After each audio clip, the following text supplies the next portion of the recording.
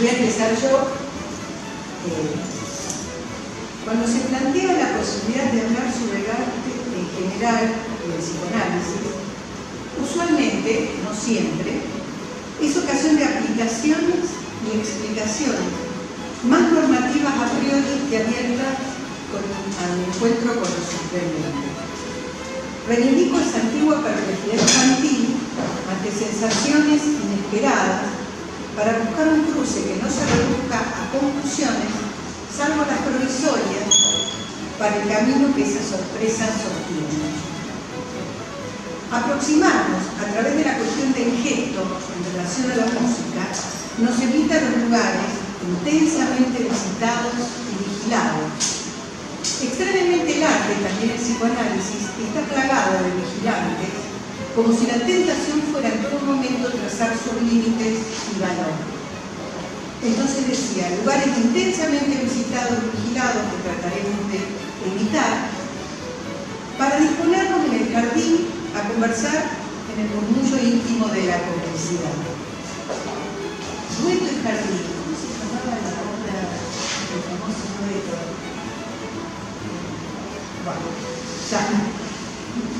Con Jorge Horst llevamos adelante una conversación intermitente y nómade desde hace años, donde nos damos el lujo de preguntarnos lo evidente.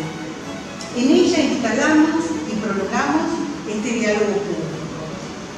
Es decir, con Jorge hace muchos años, ya hemos hecho algún encuentro que se llamaba Encrucijadas, de Fontana Rosa, que me parece que todavía era el Bernardino de Rivadavia, donde ya nos preguntábamos en ese caso sobre la escritura en relación al arte. Nosotros además nos reunimos para conversar, entonces lo que ustedes van a escuchar también es un diálogo con nosotros. Yo empiezo porque había como más un contexto y él va a ser más específico. El gesto del que interprete y del que escucha. Al hablar de gesto, acá hay los músicos a lo mejor ya están más avisados, pero también hay de otro palo.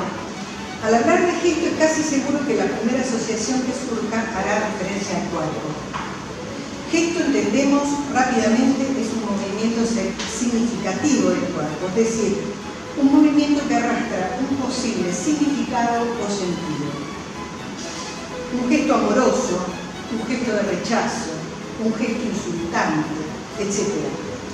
Incluso determinadas miradas hacen las veces de gesto. Claro que hay gestos deliberados y otros que no lo son. Mientras algunos traslucen intenciones que se pretenden disimular, otros indican entramados inconscientes. Por tanto, se entrecruzan en el espacio del gesto el cuerpo y el sentido, o el movimiento y la significación, o la función y lo inconsciente. Cada cultura tiene su repertorio de gestos con espacios de sentido estable y sujetos al equívoco, como cualquier palabra o frase. Incluso hay gestos que con signos, en el lenguaje de señas, por ejemplo, configuran una gramática y una semántica. Es decir, encontramos gestos con significado y gestos con sentido. Pero también hay algunos que son continuación del cuerpo, con una dudosa relación con el significado y el sentido. Gestos distintivos, los llamo, y después voy a dar cuenta de por qué. Gestos apenas determinados culturalmente que se forjan singularmente, ademanes que pasan de padres a hijos y que hasta moldean los cuerpos. Ahora bien, respecto a la música, nos deleita el gesto de un instrumentista sumergido en su ejecución, con el que acompaña la sonoridad o sus propias evocaciones. La suavidad del soplo del oboe, la fuerza en el rasgueo de una guitarra, el cuerpo del intérprete se vuelca sobre el instrumento y de ese modo consigue un volumen o un timbre. En las técnicas de ejecución se encuentran una serie de gestos a disposición del sentido buscado. Pensemos en Jimi Hendrix o Thelonious Monk. En algunos casos de música escrita, el propio compositor da indicaciones de cómo tocar el instrumento para obtener cierto efecto. Y otras cosas que también les voy a contar que hacen los compositores. Muchas veces nuestro cuerpo, dispuesto en la escucha, retoma ritmo o melodía en un gesto espontáneo, antecedente del baile que permanece en la antesala. En estos gestos, el cuerpo late y respira, suda y encuentra una satisfacción que nos plantea el enigma de lo pulsional. Conviene revisar al respecto la estética de lo pulsional de Carlos Puri. Generalmente, el destino pulsional de la sublimación es pensado en el artista y no en el receptor, y confusamente más en el objeto producido o expresado que en el borde erógeno constituido en el desprendimiento del objeto. Carlos Puri, leyendo a Lacan en el seminario 11, diferencia el gesto tanto del acto con estructura significante como del desprendimiento del objeto A, enfatizando otro modo del cuerpo en la sublimación. Esto va para los psicoanalistas. Ahora bien, el gesto del intérprete y del oyente es parásito del texto musical. ¿Se trata de un agregado extratextual o de una contingencia inherente que valga el oxímoron necesario? ¿Se escucha el gesto del intérprete o es solo un efecto visual? Discusión que hemos tenido con Jorge. Debemos tener en cuenta además, para sostener estas preguntas, la gestualidad seminormada del director de orquesta que moldea el tempo y la tonalidad de una obra. Pensemos en Pierre Boulez y su escritura del gesto. O de igual modo, la presencia del gesto en el jazz o en el rock. En un caso, formando parte de la improvisación, en el otro, de cierta teatralización y puesta en escena, pero en ambos produciendo efectos sonoros. Cuando el instrumento es la voz humana, evidentemente la postura del cuerpo, su movimiento en general y en particular, generan diferencias interpretativas marcadas y efectos acústicos. Por otra parte, no hay neutralidad gestual, ya que la ausencia de gesto instala el objeto. Barroco o austero, se transmite algo que no es del orden representacional a priori. Ceder el cuerpo a lo que ocurre, cierto grado de éxtasis, implicaría perder la dimensión racional de la estructura de lo escuchado. ¿Pienso o escucho? ¿Busco entender o me transporto poseída en los términos de Platón en el cerebro? Pero incluso debiéramos diferenciar transportarnos fuera del cuerpo a través de recuerdos y asociaciones, de ser transportados por una vivencia inédita del cuerpo, una réplica, en el sentido en que se utiliza para los terremotos en sismología. Es decir, no una simple repetición o respuesta, sino una resonancia. Cuando un intérprete modula explícitamente una nota o la ejecuta límpida, resulta en ocasiones un gesto no detectable visualmente, pero sin embargo audible. Lo llamativo es la debilidad significativa que la potente construcción simbólica de la música constituye y donde, sin embargo, el sentido se articula.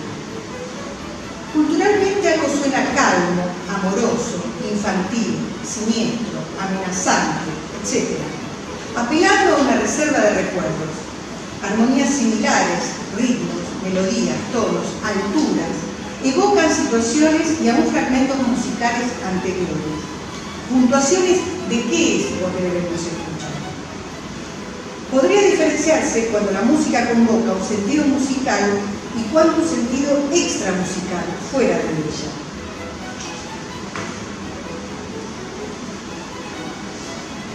Pascal Guinard, en su Oda a la música, enlaza ruidos y rumores que nos acosan y que cada uno puede detectar en la música, al propio repertorio de asociaciones, incluso en una operación no coincidente.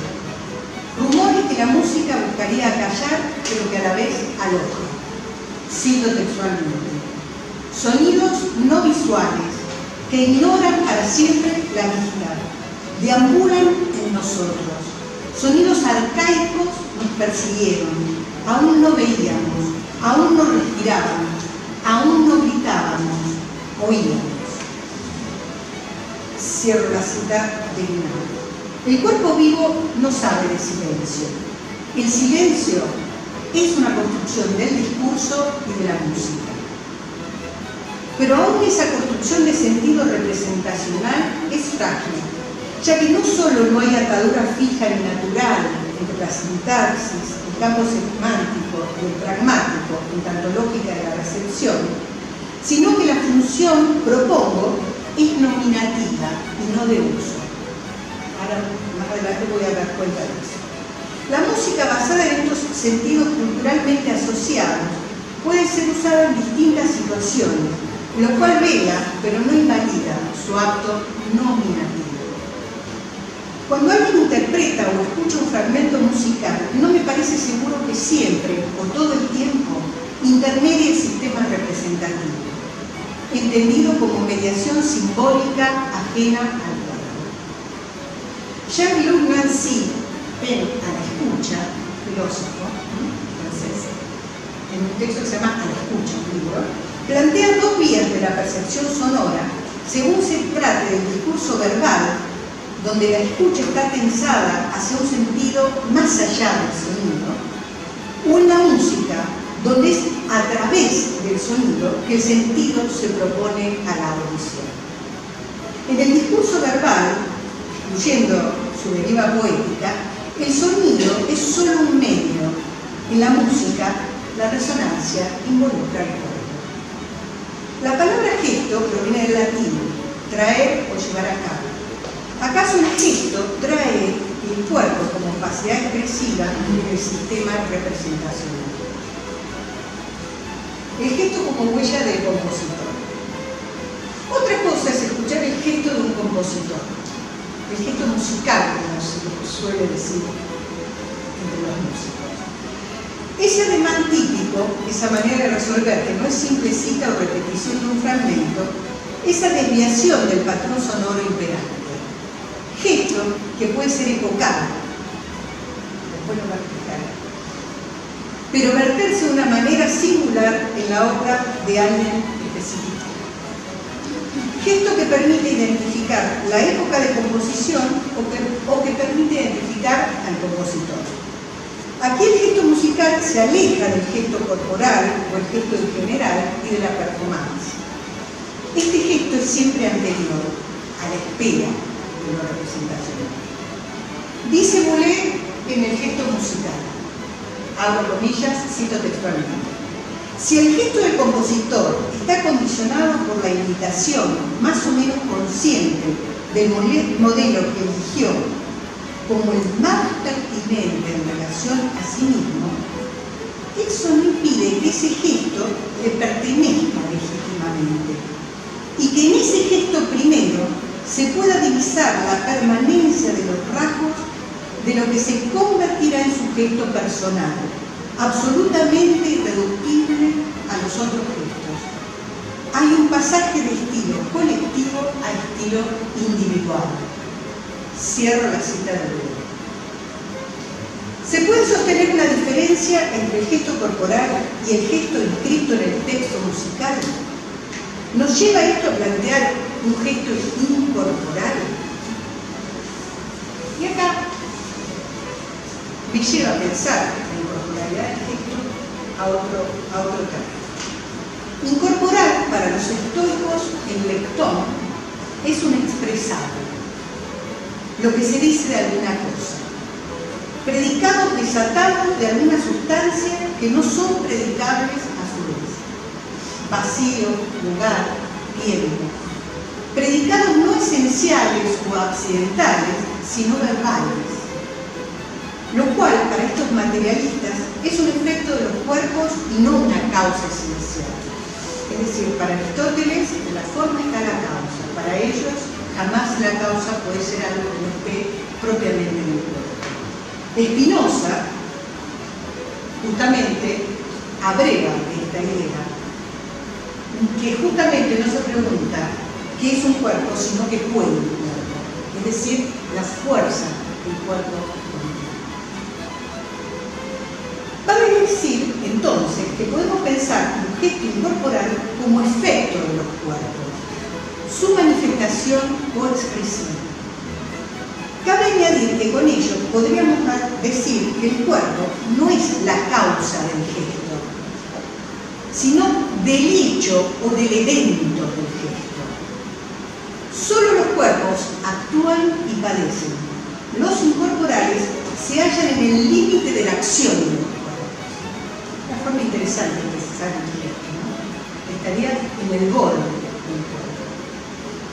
Si la sublimación como destino pulsional enlaza el cuerpo a una actividad, debemos postular una sublimación por parte de quien pinta o compone y una sublimación distinta en quien mira o escucha, una sublimación de quien produce y una sublimación de quien es oyente o espectador. De otro modo que el gesto corporal del oyente o el intérprete puede postularse el gesto incorporal del autor. Una impronta silenciosa que advierte de un cuerpo sincopado trenzando sonidos. El gesto puede ser silencioso o estridente en su efecto. Yo acá me acordé de una película muy vieja, no sé si alguno conoce, se llama Il Sorpasso, una película italiana. Il Sorpasso es una acción de sobrepasar a otro con el auto, ¿no? Cuando uno pasa a otro. Evidentemente la película tiene que ver con una posición social, de estar todo el tiempo tratando de sobrepasar al vecino, de aprovecharse.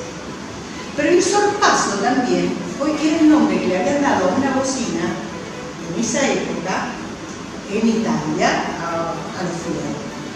El tipo todo el tiempo tocaba la bocina.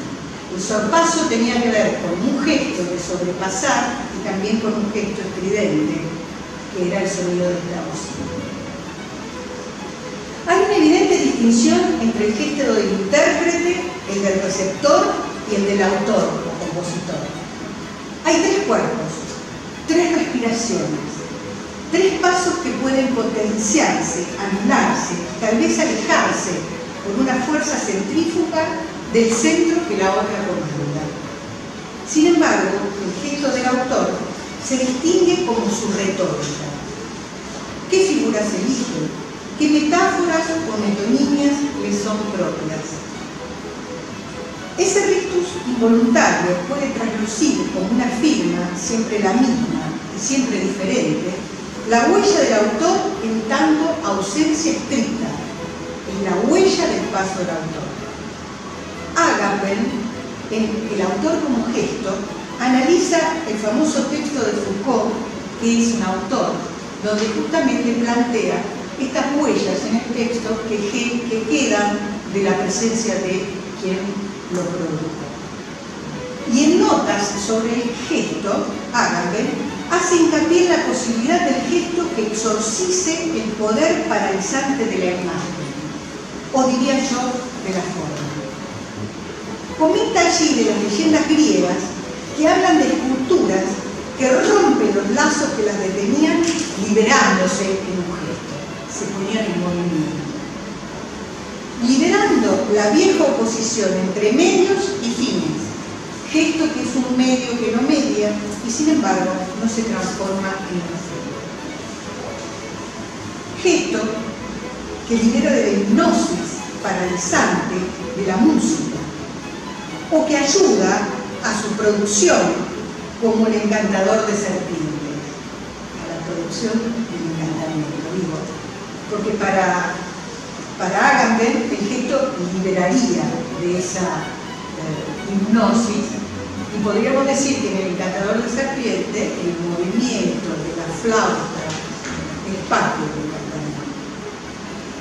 Un ademán entre la escritura o la inscripción y el cuerpo. Ante el descubrimiento de una partitura antigua, aquello que permite decir que pertenece o no a Mozart.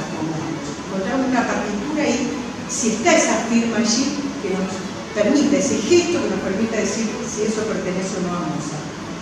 Figuras y sonoridades identifican el estilo de la obra. Ciertamente también a ciertos géneros. El punto es encontrar en qué momento esa marca sin significación a priori distingue una singularidad. Esa gestualidad intensifica y trastorna la expresión musical. Cuando Merleau-Ponty, filósofo,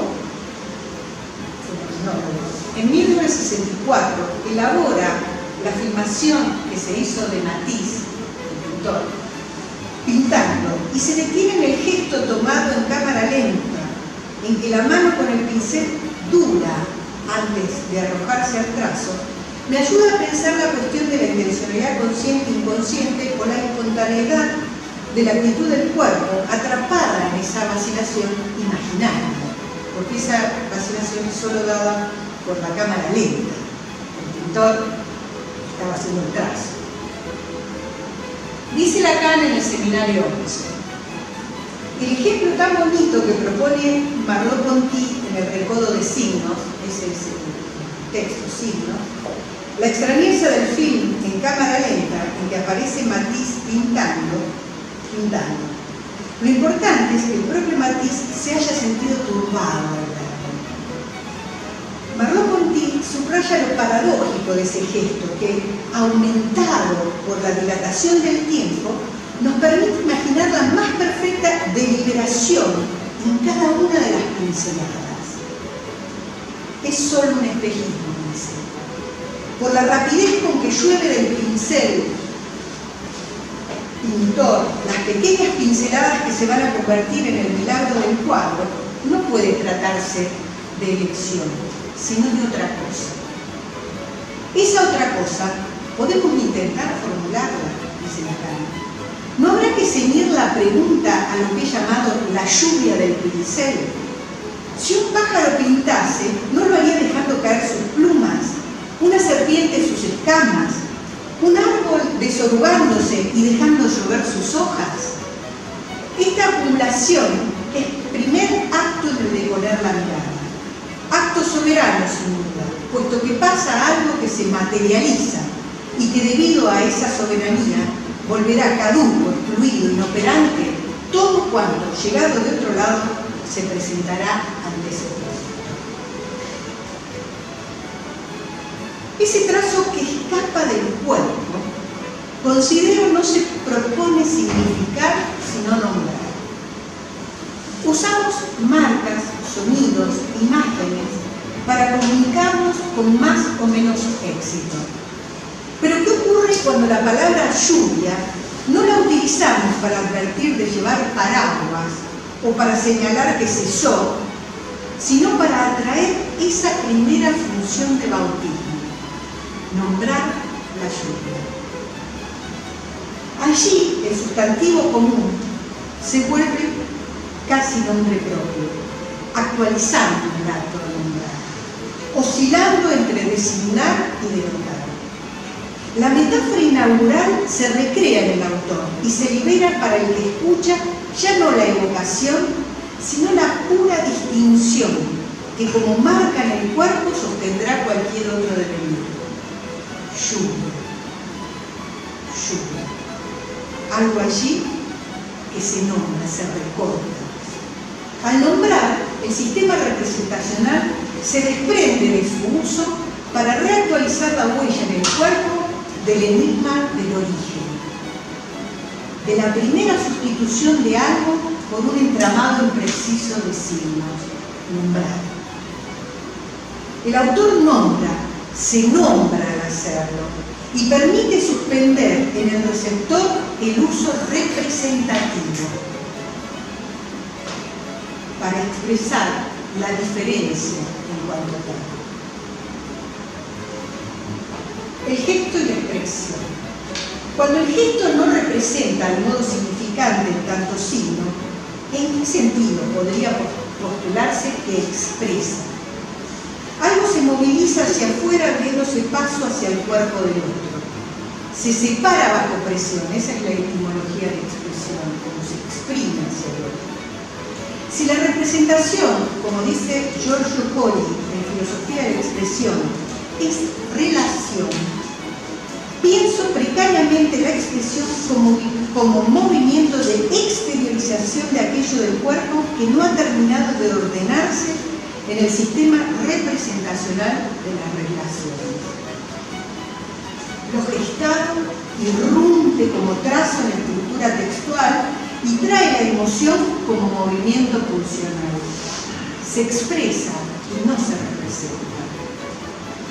Para el expresionismo, más que la adecuación entre el lenguaje y el mundo, se trata de aquello oculto a la representación pensada como memoria y temporalidad.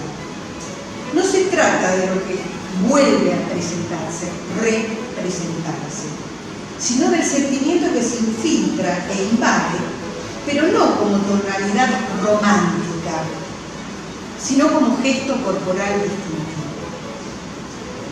Para terminar, una pequeña consideración sobre la política del gesto musical. El gesto puede ser político, detenernos, envalentonarnos, amenazarnos, prometernos. Efectivamente, la música usa y es usada para comunicar. De ese modo, el gesto permanece en lo representativo a través del sentido. No es lo mismo una marcha que un requiem, y cada estructura está entramada a la utilización cultural. Y esto, a pesar de que las vanguardias del siglo XX rechazan la idea de arte como representación de la realidad, instalándolo e instándolo como crítica social. Adorno dice: es que representativo en este caso refiere al acuerdo con la presentación naturalizada con que la sociedad nos envuelve. La catarsis, más que purga que nos calmaría, una especie de sanidad, se transforma en un despertar las pasiones del temor y la piedad frente a la cómoda representación burguesa. La experiencia artística atraviesa la apariencia hasta sobreactuando. Asimismo, el gesto constituye una política. Sitúa el cuerpo con otros cuerpos. Comunica sin contenido. Con la música en dos grandes territorios, mejor dicho, en uno en particular y sus derivados. La música con la estética como disciplina. La música, al percatarse, digamos, sobre lo que hace la música, al percatarse de una impronta gestual, fueron directamente a trabajar sobre eso, sobre ese aspecto gestual emergente como epifenómeno de lo puramente musical. Entonces se generó como una especie de corpus estético donde hay diferentes variantes en las cuales los determinados autores trabajaron mucho, solo por tirar uno que viene del teatro, el famoso Brecht, sobre el tema a través del gestus, ¿no? O sea, el tema de la teatralidad que puede tener el gesto y cómo compone a los personajes. Esto, la música lo tomó y lo refiere como una estética. Y ahí viene el derivado de su relación con la estética como disciplina. Si entendemos la estética como esa membrana osmótica que existe entre la filosofía y el arte, ahí vamos a encontrar que ese desprendimiento, que es una estética, por ejemplo, es la que propuso en los años 60 Mauricio Cari, que es un compositor alemán de origen argentino, nació en Argentina, que nació ya cerca de nació el 31 de diciembre de 1931 y murió el 18 de septiembre del 2008. Este compositor fue extraordinario en cuanto a la capacidad de transmitir y conjugar el aspecto de lo escénico con lo musical. Tal es así que en Alemania le generaron una cátedra en una Hochschule, en una universidad, le generaron una cátedra para él, que se llamaba teatro musical. Y entonces él trabajó ahí y deliró, hasta que se jubiló, deliró todo lo que quiso y trabajó sobre la escena todo lo relativo a las posibilidades que hubiera de comunicación entre lo musical y lo teatral, entre la música o el sonido puesto en escena y lo escénico en su relación con los sonidos. Ahí es cuando podemos recordar esta frase: la música es un gesto audible, ¿no? O sea, se percibe esa hermosa conexión. Les recomiendo ver y escuchar Kaggle.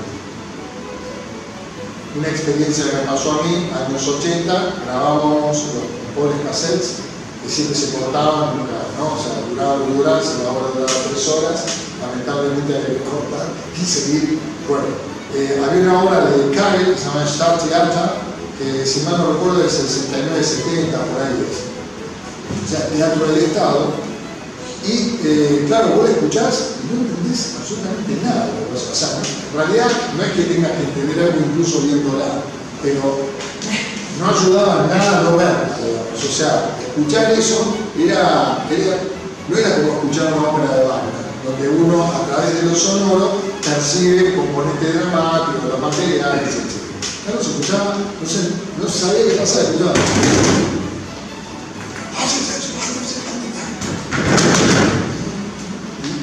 Escuchando eso era como nada, era como ver comer a otro ravioli y pretender que uno estaba comiendo los raviolis. O ni siquiera.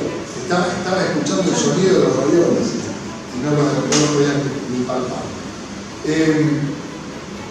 Es muy interesante observar eso que hace Kaggle porque él generó una estética que se manifestó en la segunda mitad del siglo XX en esta búsqueda de nuevos arquetipos, como ustedes decían, en vez de decir paradigma. En esta búsqueda de nuevos arquetipos,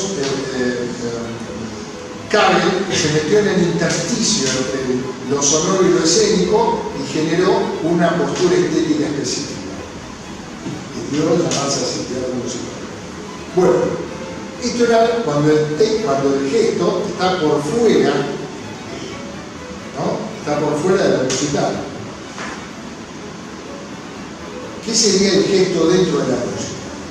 El gesto dentro de la música parte de cosas como esta. A ver si ustedes me pueden decir. Voy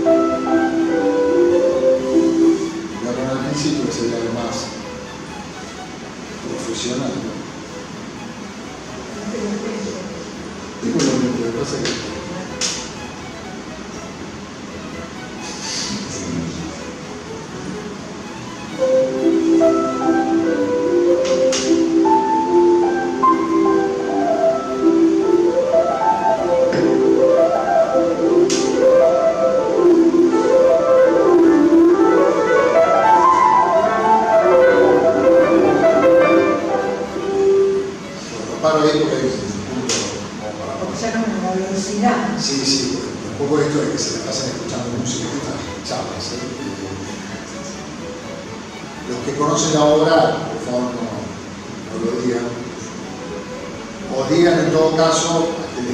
si acá ustedes perciben algo destacable, o sea, algo lo pueden referir a una época.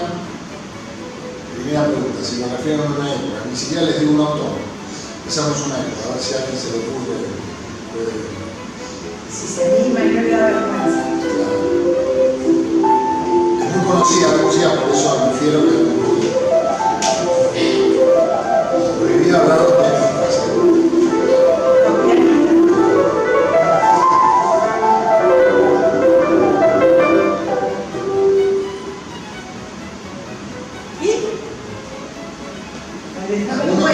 Músico que pueda decir qué les parece.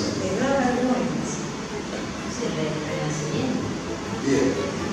Justamente hay rasgos que hacen exactamente que uno piense que esto no puede ser. No puede ser trascendido.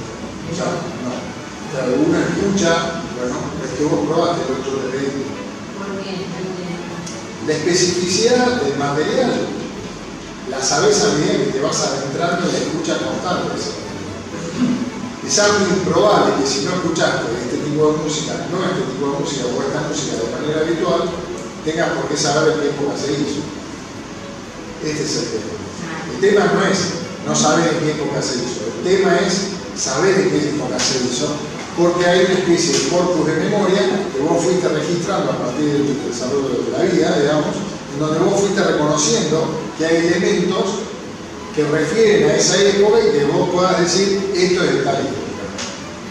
Claro, por un músico que ya escuchó la obra y que ya la conoce, hay que hacer trampa, pero en realidad el músico que ya la conoce, que ya la reconoce, la reconoce, la conoce, además porque muchos la han tocado por esta obra, y saben de quién es el autor, etc., corren con la ventaja que de haber desarrollado la especificidad, tan simple como eso. O sea, haber tenido un contacto constante con ese fenómeno. Esto es muy importante, por eso lo quiero referir. Esta es una pieza de Mozart. ¿Sí? Mozart nació en 1756 y murió en 1791. Murió, ustedes saben, en 35 años nada más. Y forma parte, digamos, de lo que podríamos decir lo paradigmático, lo arquetípico del clasicismo. El clasicismo fue un fenómeno, un movimiento musical que, solo para decirlo a grosso modo, ocupó la segunda mitad del siglo XVIII. O sea, de 1750 más o menos a 1800 más o menos. Bien. Acá hay un elemento interesante que les quiero hacer escuchar. Cada vez que ustedes escuchen, y acá los músicos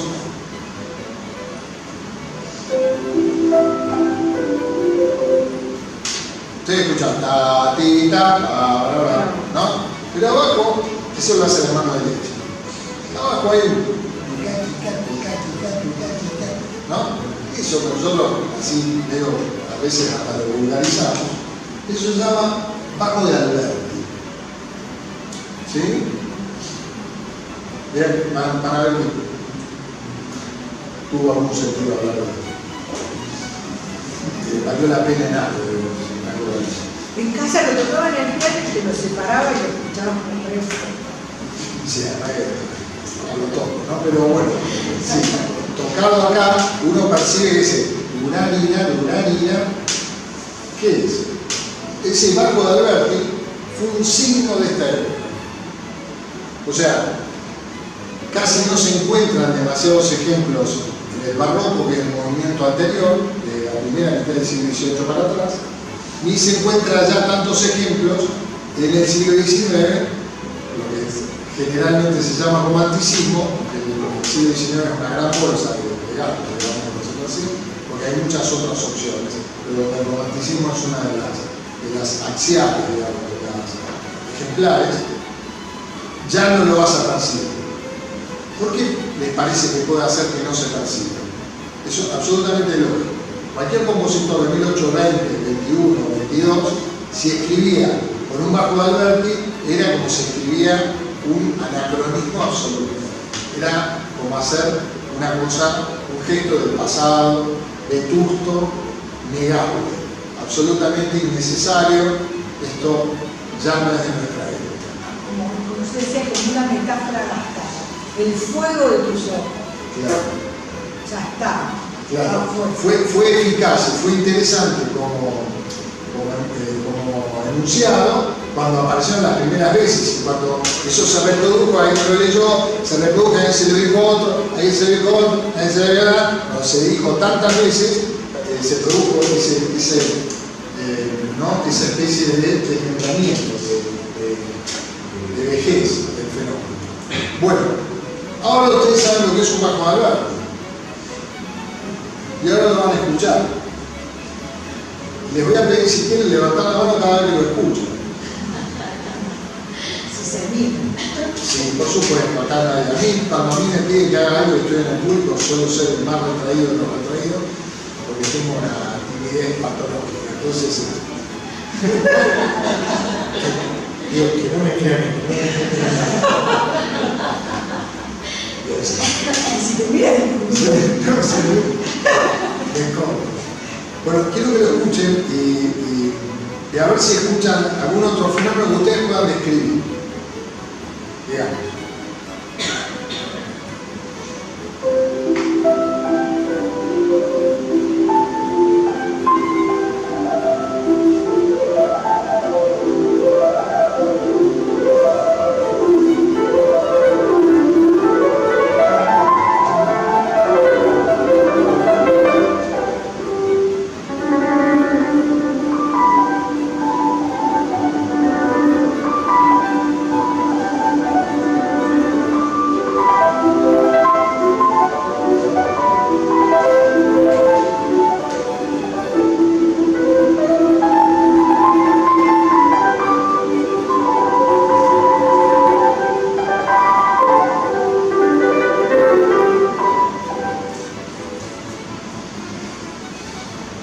escucharon varias veces. ¿Lo lograron reconocer? Ahora que los comerciales. Claro. A posteriori de los comerciales. Sí. Es que solo se trata de eso, se trata de que hay este puente de cómo son los materiales, qué refieren, cómo se comportan y empezar a escucharlos. Ustedes además escucharon otro montón de cosas, por ejemplo, materiales escalares, que y después hacen esos son, por ejemplo, lo que llaman acordes desplegados. Esos acordes desplegados refieren a lo que construye la estructura armónica de la música de esta época, que se basa en acordes. Y en vez de tocar el acorde así, lo tocan así. O sea, en vez de escuchar el acorde en simultaneidad, lo escuchan diferido. Se escucha el acorde de manera desplegada, como se dice técnicamente. Esto que es un perogrullo para los músicos, sepan disculpar. Acá tratábamos de hablar justamente de rasgos que uno percibe en los materiales musicales y que esos rasgos, además tienen, sí, esos gestos, tienen el tupé de tener una epocalidad. ¿Sí? Uno escucha el bajo de Alberti y dice, clasicismo. Y lo dice con esta, ¿no? Suficiencia. Sí. Y se está en un asado. Una vez que lo aprendí. Clasicismo. ¿No? Claro, y si sacamos este chiste, si sacamos esto emergente, está justamente el meollo de la cosa. O sea, ese material está hecho de una determinada manera que hace que sea reconocible cada vez que ocurre. Y ese cada vez que ocurre, por persistencia, va generando una eventualidad que ya no es tan eventual. Esa eventualidad, con la persistencia personal, genera rasgos de estilo.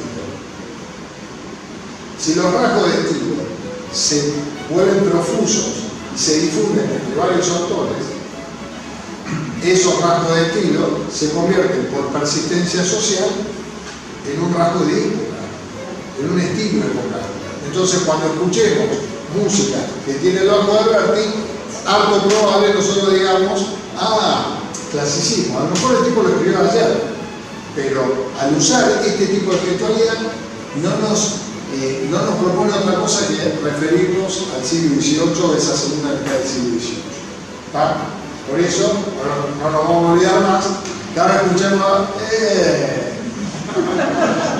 bajo de Alberti, y se escucha incluso hasta en obras sinfónicas, ante el cuarteto de cuerdas, etc.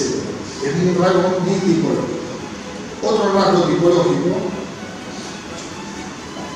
de género musical. Trato de hacer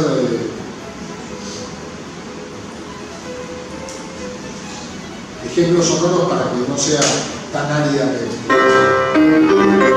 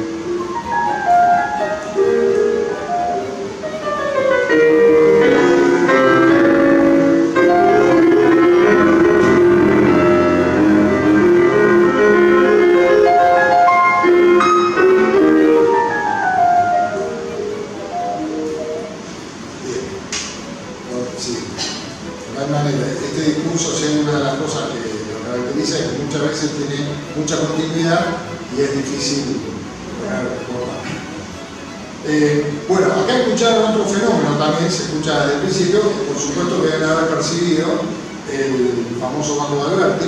Alberti fue un compositor que nació en 1710 y murió en 1770. Ni siquiera fue considerado muy importante ni por sus contemporáneos ni ahora en día, ¿no?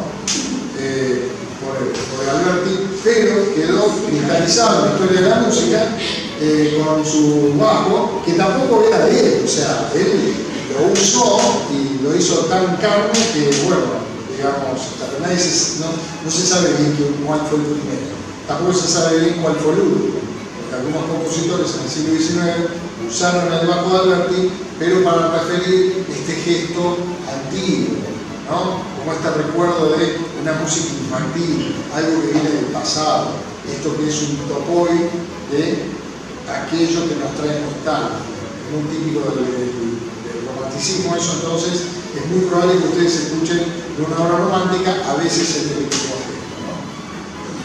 Pero acá percibimos variantes de este bajo de Alberti. Escuchamos el bajo haciendo un canto, o sea, octavando, eso como si fuera una nota repetida, pero con cambio de octava.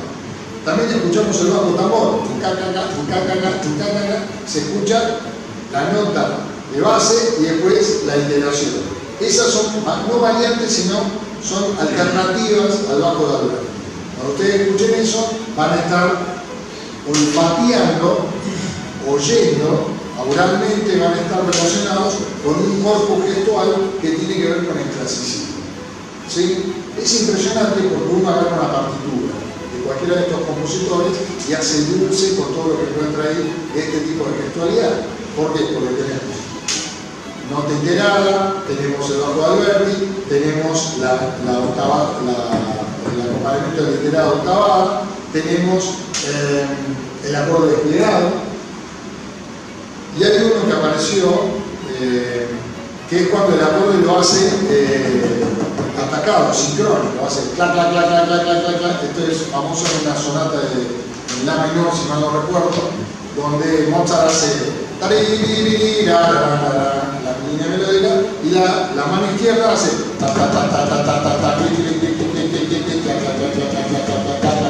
hace directamente el acorde. Bueno, acá Mozart, en esta sonata, la Köchel 457, hace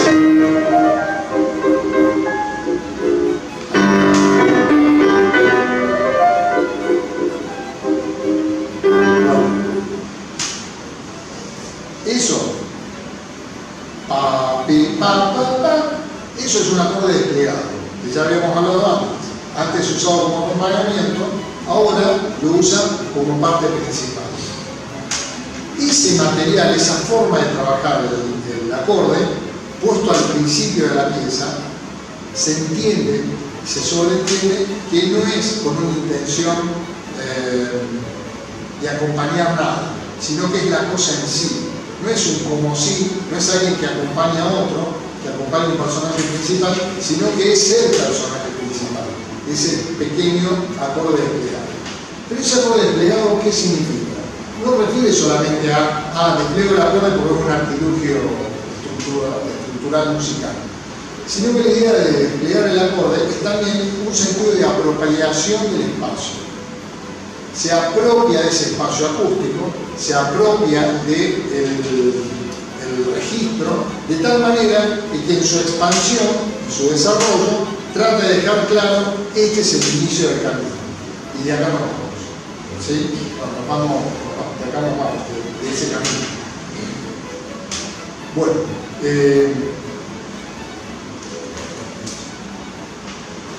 yo me anoté un par de cosas, solo quería... o sea, no tengo muchas más cosas, pero quiero decir que más o menos las fui diciendo. Cuando uno está ante un fenómeno que epocalmente se vuelve, tiene un impacto social y se vuelve, ¿no?, como un gesto que lo comparten varios compositores, este evento que se vuelve social, que se vuelve epocal por su persistencia, generalmente deriva en ser arquetipo. Y estos arquetipos, estas convenciones, son las que caracterizan a los discursos de determinadas épocas. ¿Sí? Bien. esto que pudimos percibir en alguien bastante cristalino como es Mozart a través de su época, lo podemos también percibir en estos compositores. Vamos a escuchar. Ya va, Ahora que digo, a veces están por el principio, a veces.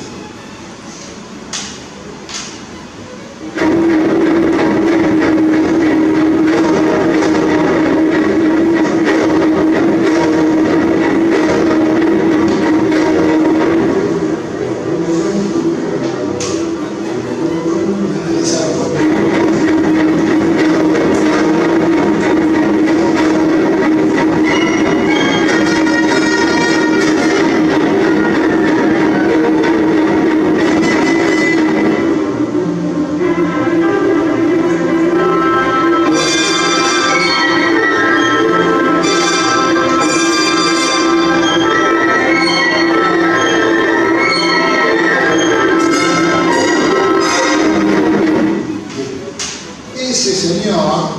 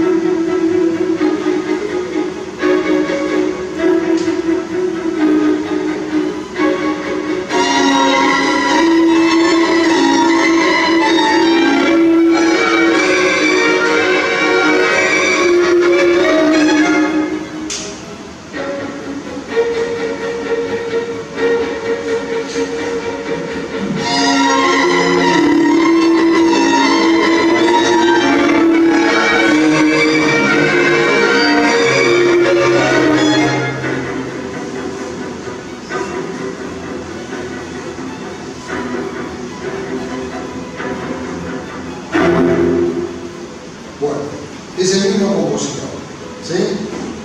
¿Cómo nos daríamos cuenta? Si ustedes tuvieran que describirlo. ¿Qué es eso? La reiteración. La reiteración. Pero la reiteración es una de las dos modalidades de la repetición. Tenemos dos modalidades de la repetición. La repetición puede ser inmediata, la reiteración, ta, ta, ta, ta, ta, ta, o puede ser recurrente. Ese elemento que se vuelve a repetir cada tanto lo llamamos recurrente. Entonces es repetición inmediata. La inmediata es la reiteración y la recurrencia es la repetición mediata. Stravinsky hace un arte de todo esto y lo caracteriza y lo hace un gesto persistente. Lo hace una acción que determina y deviene en un rasgo estilístico. O sea, uno escucha esto y dice, aunque no sepa que es Stravinsky, uno dice, sí, esto suena medio a Stravinsky. No, que no sé, no se trata de eso, sino se trata de quién lo instauró, quién fue uno de los primeros que enchufó con eso y empezó. Cuando uno escucha la consagración, uno tiene que recordar que fue escrita en 1900, o sea, fue estrenada, en realidad fue escrita un par de años antes, o sea, la desarrolló hasta que la estrena en 1913, y que fue el primer ejemplo, la danza de los adolescentes, se llama eso, y que forma parte de la consagración de la primavera. Esa pieza, que históricamente es muy famosa para casi todos los que están en la música, se concatena con esta que es de 1966, cuando Stravinsky tenía ya 84 años. Y como habrán podido percibir, no perdió el vicio. Escribe una música y que habla de la proxémica, refiere a cuando tenemos los sujetos en relación a otros sujetos y a otros objetos, ¿no?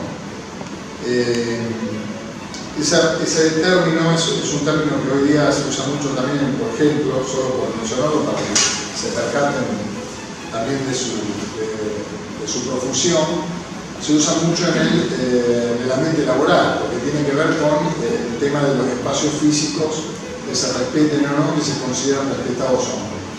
Esto lo pueden ver también si alguna vez les ha tocado dar clases a grupos de personas que no son del país o les ha tocado estar afuera dando algún seminario o algún curso.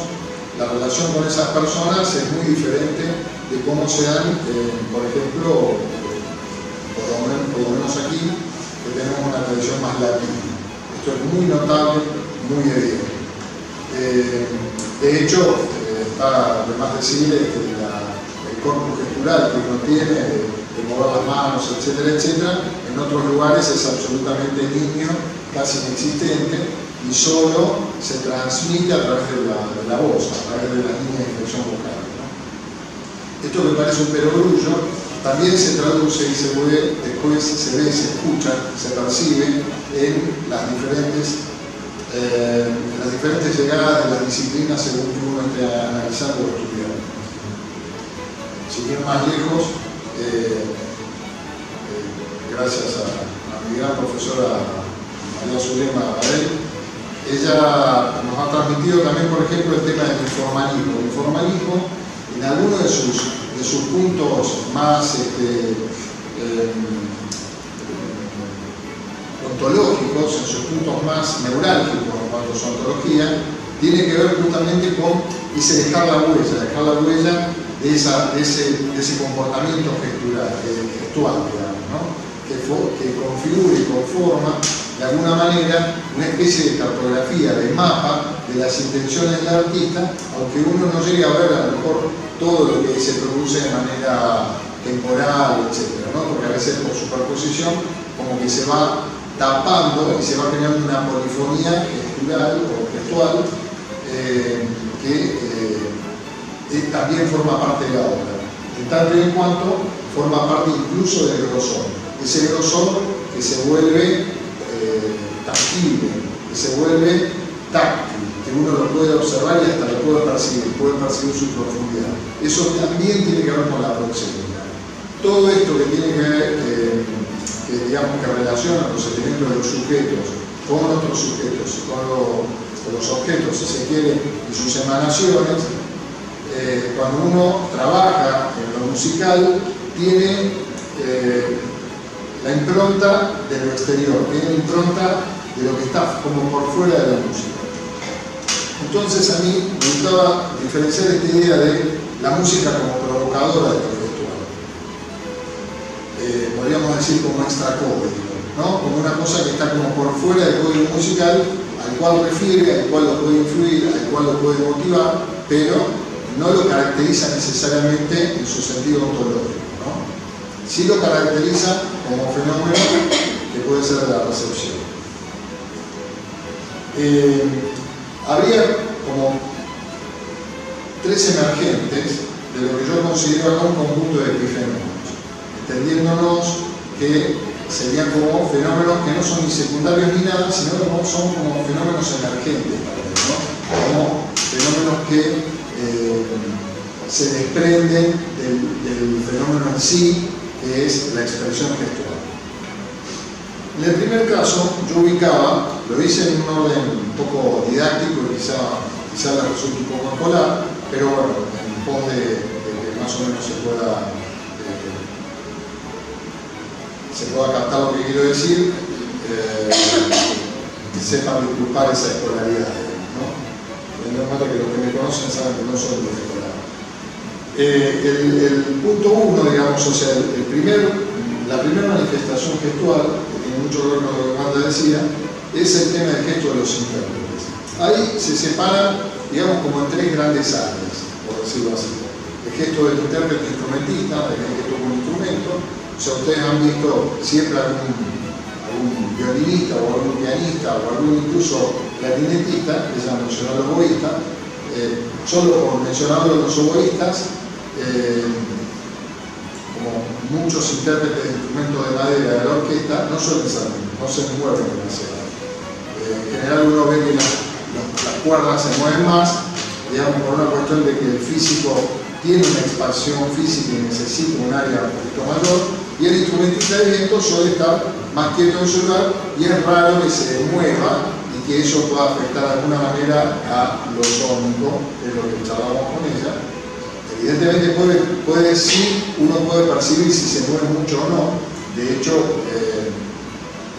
hoy día podemos observar algunos intérpretes que se nota mucho cuando se mueven, y eso muy probablemente se perciba una cierta excitación, un cierto uso de la respiración cuando están tocando y cuando uno lo escucha sin verlos. Después está el gesto de los cantantes. Este ya tiene un componente mucho más dramático en el doble sentido, en el sentido de que forma parte del drama, de una situación que se cuenta o que se actúa, y también en el sentido en el cual el cantante tiene que expresar física y corporalmente muchas veces lo que está pasando a nivel de lo que está cantando o de lo que está actuando, cantando.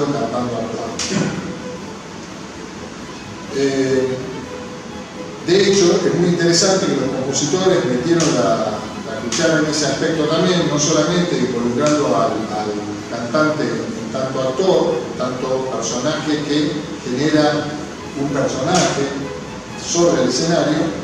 Los compositores también metieron la cuchara en el aspecto de lo que canta. Y nos encontramos con que nosotros estamos acostumbrados a escuchar que alguien cante, y percibimos que canta porque hay como una especie de rictus físico que presupone que alguien está cantando. Se reconoce el canto como canto, y la pregunta es cuándo lo diferenciamos de que alguien habla. Claro, esa frontera, ese aspecto fronterizo, liminal que planteaba Wanda, también tiene que ver con esto de cuándo el canto deja de ser canto, o cuándo, mejor dicho, el habla, o el lenguaje hablado oral, se convierte en canto. Los compositores han hecho, a través de la historia de la música, muchos usos de eso. Solo para mencionarles dos, y polarizados en el tiempo, podemos mencionar que cuando la primera música occidental, la música de la iglesia cristiana, realiza o establece sus modos de canto, trabaja sobre tres áreas. El área, la lectio, que es donde se leía, donde realmente se leía, no había comportamiento melódico, supuestamente melodío. La salmodia, que ya implicaba como un cambio intermedio, había como una acción más melodizada, pero con altísimo grado de repetición de algunos grados cromáticos o notas, sobre los cuales se generaba una especie de circunvolución, una especie de giro, de eje de circulación, los cuales generalmente después adquieren una importancia estructural fenomenal en la historia de la música. Para decírselo a los músicos, la famosa dominante, ¿no? Se la proviene de él. Y luego pasamos al tercer aspecto, que es la hipnodía. La hipnodía era justamente cuando se cantaba, cuando se expresaba a través del canto. No hay que olvidar nunca que este aspecto de la hipnodía, este aspecto de involucrar el canto, implicaba obviamente un desarrollo en el registro necesario, absolutamente necesario para diferenciarlo, primero de la salmodia y más aún de la lectura, del hablar. Entonces hay como un traslado ahí que va como apropiándose de las variables construccionales de la música, que van desde la lectura a lo cantado, pero pudiendo decir exactamente lo mismo. Obviamente hay una intención. Es evidente que la intención del paso entre lo hablado y lo cantado tiene una intención que harto probable, con absoluta certeza, lo pueden ubicar en el campo de lo político, como hablaba. Hay una intención política. No me voy a poner a hacer una larga lista de cuando, por ejemplo, la Iglesia, como instrumento regulador de este tipo de música oficial, regulaba, ¿no? O reglamentaba cuando algo estaba fuera de juego en cuanto a la posibilidad de representar el dogma, reproducirlo de manera específica, clara y cristalina. Cuando eso se borroneaba, cuando existía la peligrosidad y la ausencia de sentido, se corregía y se anulaba toda la música que se había producido en esa época. Estas grandes mutilaciones han sido a nivel de la historia perturbadoras, por decir algo más dramático. Solo les cuento esta anécdota, un hecho histórico. Alguien, porque en esa época los compositores eran anónimos, ya que no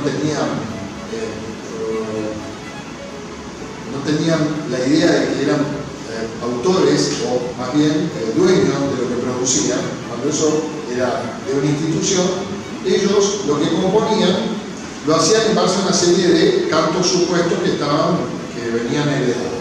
En esa acción de herencia, en esa acción de reproducir heredado, los compositores, estos anónimos, empezaron a meter la cuchara, de nuevo digo, empezaron a, como lo que nosotros llamamos, interpolar elementos nuevos. A esta actividad se la llamó tropización. Tropar era meter cosas entre medio de. Se podía meter textos, se podía meter líneas melódicas, o se podían meter las dos cosas, melodías y palabras, todas combinadas. Este jueguillo divertido que tenían los compositores, que son personas muy simpáticas, los compositores,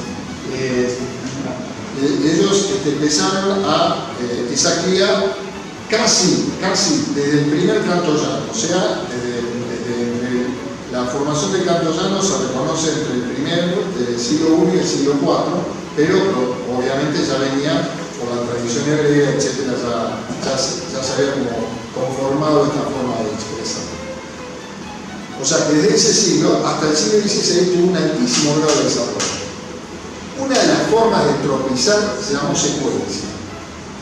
Al siglo XVI la secuencia es una forma musical que hoy día nosotros entendemos que es como un acto de repetición, pero en realidad originalmente era este primer tropo, era esta acción que corroía de alguna manera el canto original.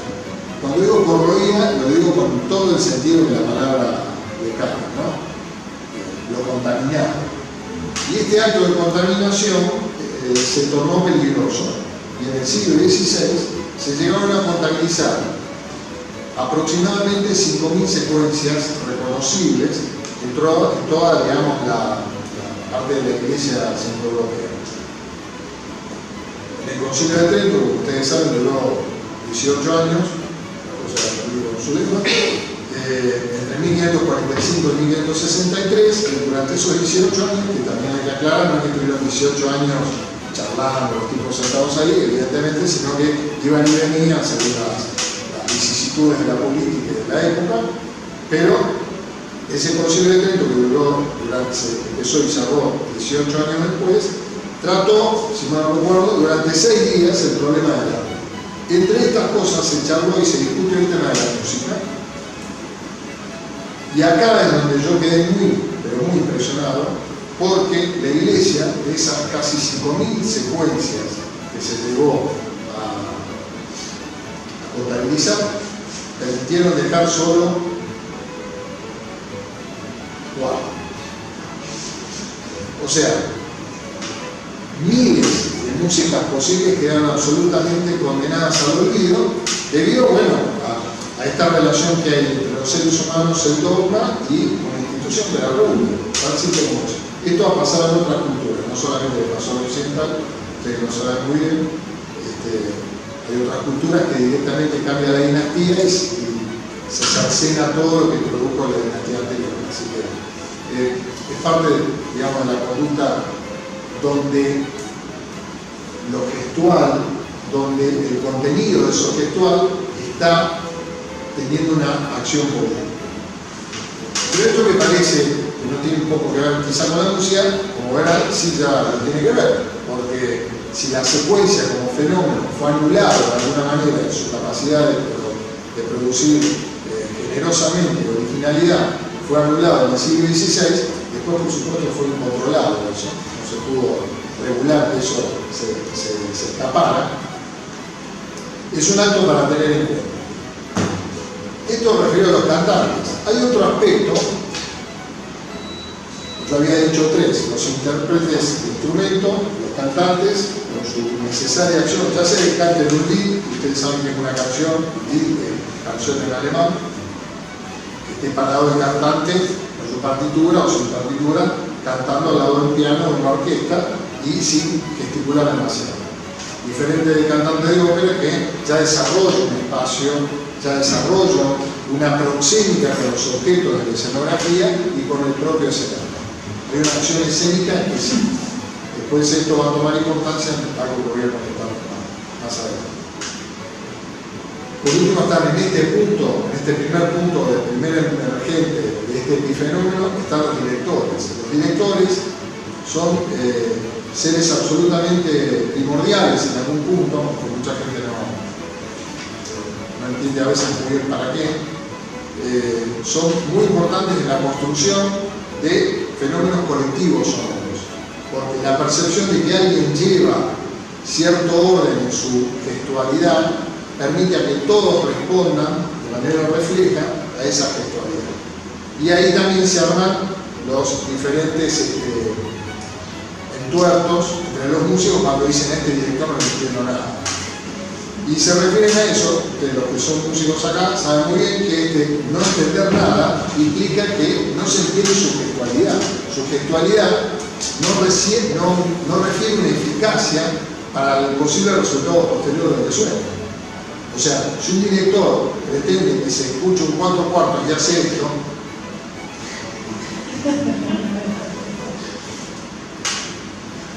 no hay músico que entienda dónde está el 1, el 2, el 3 y el 4. O sea, necesita una referencia funcional, algo que le diga al otro que tiene que entender, o por lo menos cada tanto, entender que cada tanto hay pasaron 4, ¿no? Entonces, si hace esto, igual utiliza, y hace esto, ya sé. Entonces, cada una de esas tengo los 4, entonces hay que meterse.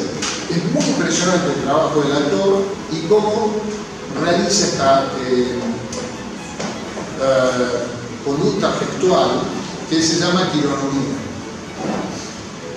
Se estudia desde mucho tiempo antes de que exista el director, como ustedes lo reconocen, lo han visto, se lo reconoce ya desde casi con un aspecto totalmente pedagógico. Puedo remontarme a Guido d'Arezzo, que fue un gran teórico musical, un gran maestro de monasterio, que, entre otras cosas, fue un extraordinario teórico, pero inventó, por ejemplo, esto se lo cuento solo para que sepan de qué se trata, inventó una forma de decirle a los estudiantes que cantaban dónde estaban las notas en su mano. Ustedes, como imaginarán, la música en el siglo IV, siglo VI, siglo VIII, o más específicamente en el siglo XI, que es cuando estuvo Guido, no tenía un alto grado de registralidad, o sea, no tenía tanta amplitud registral. Se necesitaba el registro eficaz para la representación vocal del texto para transmitir el don. O sea, necesitaban cantar en un registro que pudiera ser comprensible a la audición aquello que se decía. Y ustedes, como bien saben también, fundamentalmente ese registro era masculino, con gran desarrollo hacia los bajos y hacia los agudos. Se sabe teóricamente que hay 20 notas en esa época. Se usaban solamente 20 notas con algún tipo de tono. Y esas 20 notas Guido las ubicó en su mano. De tal manera que si la nota más grave era lo que nosotros llamamos un sol 2, era sol estaba acá, después estaba allá, después estaba así, do, re, mi, fa, sol, la, si, do, re, mi, fa, sol, la, si, do, re, y el último mi, que es un mi 5, acá arriba. Esto ustedes dirán, ¿qué tarado? ¿Qué marca así? Justamente el tipo dibujó una partitura en su mano, el tipo hacía así, y todos sabían que era el do 3, no era cualquier do, era un do que tiene un lugar específico registral, y todos cantaban a partir de determinadas notas que iba indicando según ubicación en la mano. Este acto gestual, imagínense que es el antecesor de este acto gestual. Hay una relación absolutamente directa entre la necesidad de transmitir un código que está críptico, hermético, cerrado en su silencio, hasta que después se ve en un comportamiento físico, gestual, teatral, escénico, si se quiere, para luego ser sonido. Esto es algo absolutamente extraordinario. Siempre esa relación me pareció, por decirlo así, por lo menos estimular.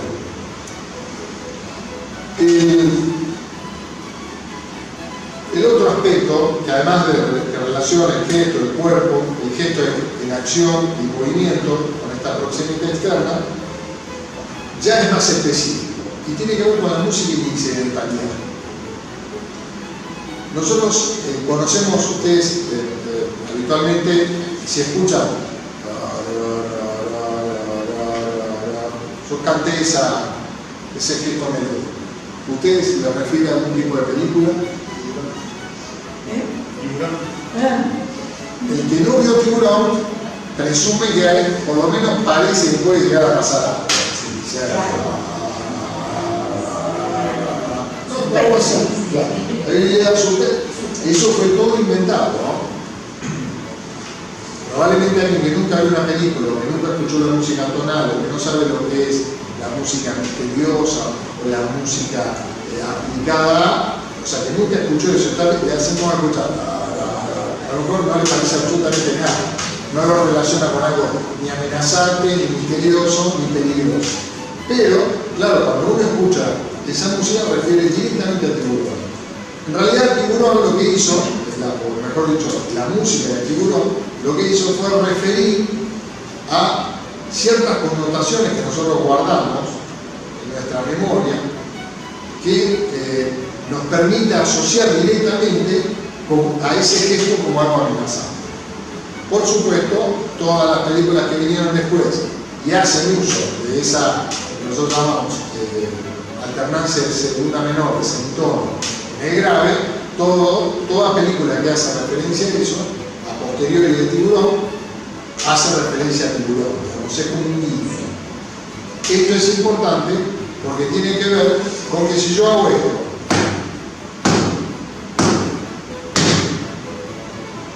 ¿ustedes reconocen alguna música ahí? Probablemente, a lo mejor, si le ponen mucha imaginación, ahí. Pero si yo hago,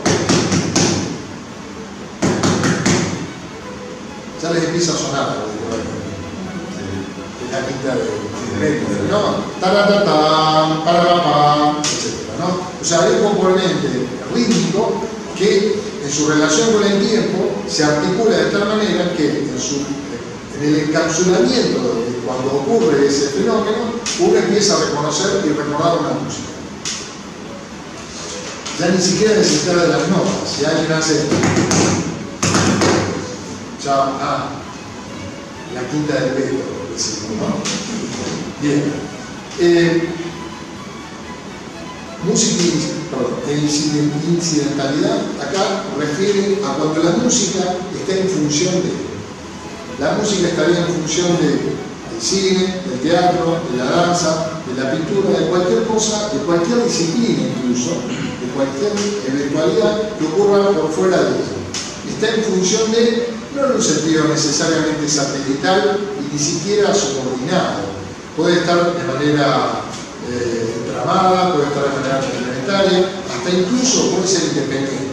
Por ejemplo, imagínense una escena bucólica donde todo parece que, ¿no? sin ningún tipo de sonido, no se ve la gente disfrutando un picnic, ¿no? Avecillas, flores, ¿no? Primavera total, mucho verde, y de repente se empieza a escuchar claro, o sea, uno empieza a mirar detrás de los árboles a ver si hay algo, si hay algo en los árboles. Sí, acá algo aparenta que va a decir, es que la música ahí ya nos está planteando una heterodoxia por lo que estamos observando. Este componente bucólico que estamos observando, esta cosa así diáfana, en algún punto empieza a entrar en contradicción en dialéctica, hay una fricción que se produce debido a que aparece la siniestra segunda menor de la título, ¿no? Entonces, ante este tipo de eventualidades, uno empieza a percibir que la música no necesariamente refiere de manera subordinada, o sea, no es que ayuda a que la imagen se entienda, a veces es exactamente lo contrario y así también genera como una expresividad. Ni les cuento de la danza, a través del ballet, a nivel histórico, después la danza en todos sus niveles, a nivel cultural, de todas las culturas, y su relación también, fundamentalmente, y esto es muy interesante, cuando uno lo tiene ubicado en el teatro, o sea, cuando uno escucha, no solamente en el teatro, en el lugar de la representación, ese locus, que es donde se exponen situaciones escénicas, sino el teatro como disciplina, ¿no? Donde la música ahí muchas veces implica una relación como en el cine, pero con una presentación.